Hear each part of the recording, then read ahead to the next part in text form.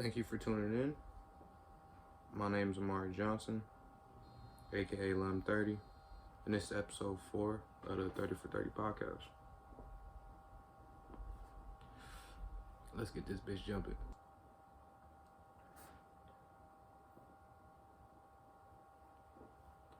I wanted to start this episode off by, just thanking everybody for the good reception on the my cannabis time-lapse video, you know what I'm saying? I didn't even do no promo for that shit. And it's one of my most viewed videos right now, so thank y'all for those who tapped into that video. I do appreciate it. Also, I just wanted to use this episode to say rest in peace to Dwayne Haskins. Highly touted quarterback, talented quarterback from Ohio State. Played for the Pittsburgh Steelers and the Washington Redskins. I'm gonna still call them Redskins. I'm too old to call them Commanders or the Washington football team. But technically played for the Washington football team. Gone too soon. And, just shows you that the media really only cares about, black men as far as, we can throw a ball, shoot a hoop, hit a home run. At the end of the day, the media really spoke about him like he was just an athlete. Try to talk about his downsides, his failures instead of his successes, which is typical of the media, you know what I'm saying? But we can't do that to each other. That's how I feel personally. RIP to Dwayne Haskins and his family. Condolences. I told y'all I was gonna go to that hearing. Matthew Dadges' hearing. It was April 9th, something like that. They kept moving the date. But finally we got in there. City Hall, Court of Justice, whatever you want to call it, downtown San Diego. In my opinion, it didn't go too well for him from, my perspective, my viewpoint. That's just my personal opinion. Some news reporters and things like that made some comments to me afterwards saying how they felt, but, things aren't said and done until we get the verdict from the judge. So ultimately, that's what I'll be waiting for. Still haven't got that back yet. But I'll be very surprised if she does reinstate the Matthew Dadges, just because of the evidence they provided that day was, not sufficient to get him reinstated at all. And it pretty much got, everything got rebutted by the other lawyers. So that was pretty good to see. And obviously, I went there. I didn't see Dadges there. I was, kind of looking forward to that. But he was not there. Yeah, so Dadges wasn't there at the hearing for obvious reasons. Probably because he didn't want to be there. Matter of fact, I'm not even going to speculate on that. But somebody did show up. A stranger, but somebody I've been in contact with throughout this whole process, Eddie Scandura. Hopefully I'm saying your name right, bro. Thank you for coming out and showing some support. You just sat there and watched the hearing the whole time, which, and then after that we did go get some food or whatever, but just that showing that support meant a lot to me, so I do appreciate that, Eddie. Shout out to you. Before I leave that Dadges situation alone and move on to the next topic, I just found it fun that I finally got blocked on Instagram by the Clear Officer Dadges page.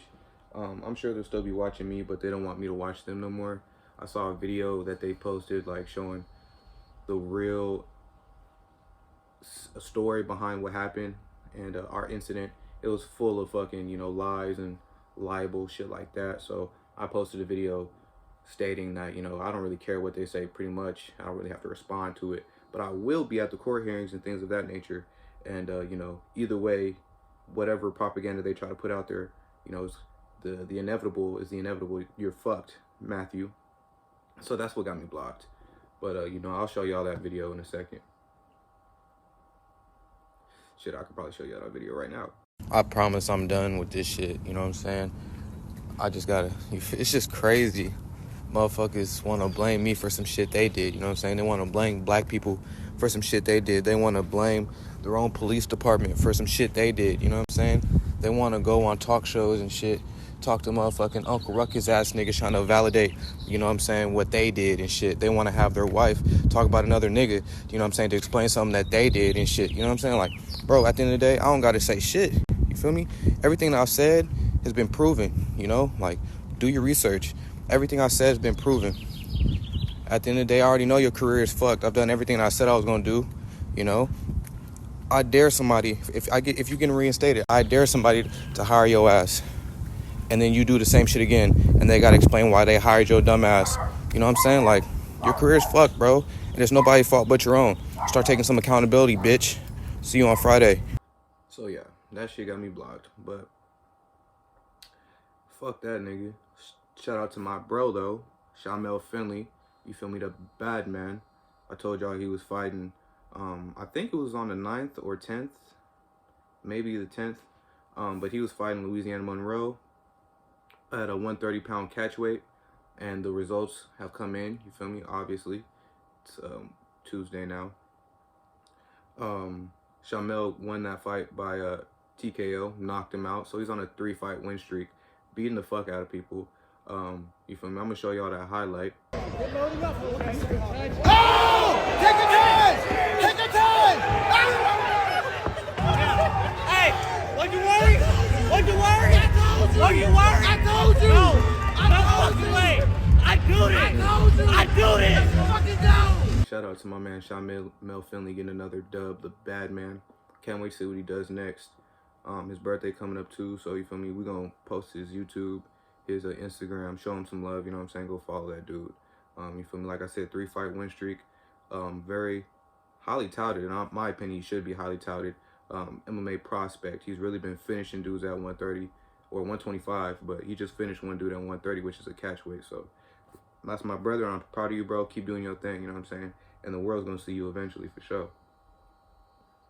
Shit, they probably do already, my nigga. Speaking of UFC, recent fight card was nuts. I'm gonna keep it simple on 3 fights. The Khamzat Chimaev, Gilbert Burns fight was crazy. Definitely the fight of the year already. First time in a while I've seen a 3-round fight that was, you know, fight of the year material. Give me your chin. Oh, you went into it. You literally said you went into it. Look. Whatever. Khamzat Chimaev's a big prospect, so I understand that they wanted to, you know, give him the win, have him stay undefeated. But they can't say that he's the boogeyman. Somebody nobody wants to face no more, because after seeing that fight, there'll be a lot of people raising their hands to fight Khamzat, especially because he's going to be ranked like number 2, number 3 now, since he just beat the number 2 guy. Going to a fight that I was very wrong about, Aljamain Sterling versus Petr Yan. I was sure Petr Yan was going to beat the shit out of Aljamain Sterling.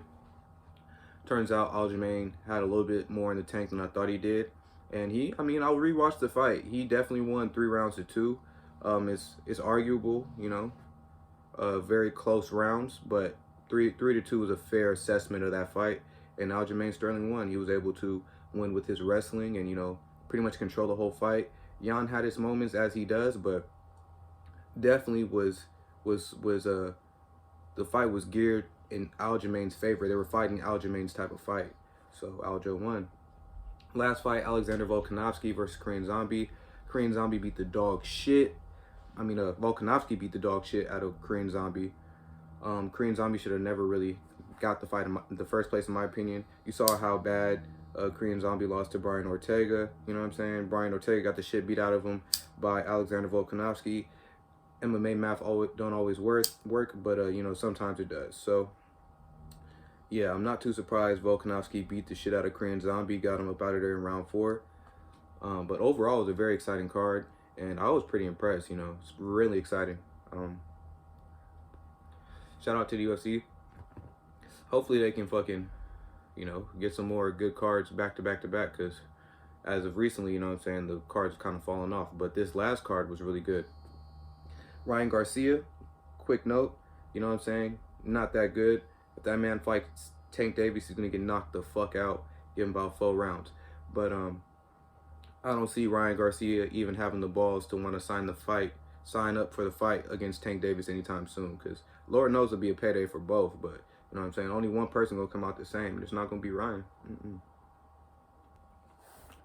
All right, so it's time for one of my favorite segments, story time with Lemthurdy. So I'll give y'all a quick story. So not too long after the incident in La Mesa, probably like give or take 4 or 5 months after, I was in the hospital, got into a car accident, and turns out I had like rhabdomyolysis, so I had to you know, get IVs, had to stay in the hospital overnight, yada yada yada. It was during COVID, right? So I couldn't see nobody except for like, you know, nurses, shit like that. So that shit sucked. But a nurse came in to talk to me. And she recognized my name, so she had been familiar with my situation in La Mesa with the police officers. And so she kind of started off with that stuff, like how that was affecting me mentally, blah, blah, blah. You know, we're talking and we're getting into it, and you know, I was just being real honest with her and transparent with her about how the shit made me feel, you know, the overall situation. And after a point, you know, because I felt like, I don't know, I was just being real honest. I can't even remember necessarily what I was saying to her. But she literally like, and she had a mask on at the time because I told you it's COVID. So she had a mask on, I couldn't see her face.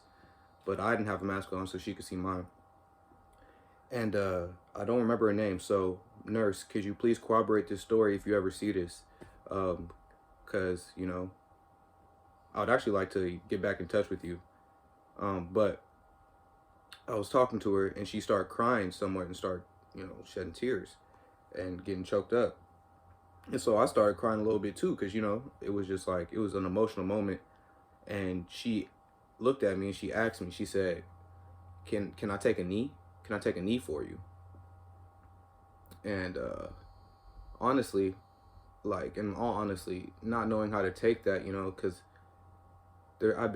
people have come at me a lot of different directions about how they felt about my situation, you know. And it was a lot of negative feedback from people that were Caucasian and, you know, not minorities. And this lady was a minority. And I told her how I felt and what had happened. I was completely honest with her. And she saw what state I was in.